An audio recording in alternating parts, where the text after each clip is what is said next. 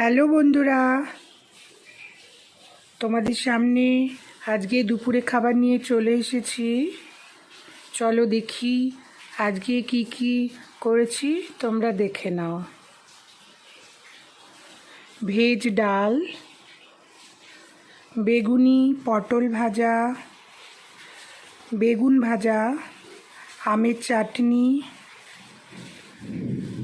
পটল চিংড়ি, দই কাতলা, পনির মশলা পকোড়া। আজকের লাঞ্চটা কেমন লাগলো তোমাদের কমেন্টে অবশ্যই জানাবে সবাই। আর যদি লাঞ্চটা দেখে তোমাদের ভালো লাগে তাহলে ভালোবেসে একটা লাইক, শেয়ার অ্যান্ড সাবস্ক্রাইব করে দিও। কার কার লাঞ্চ করা হয়ে গেছে?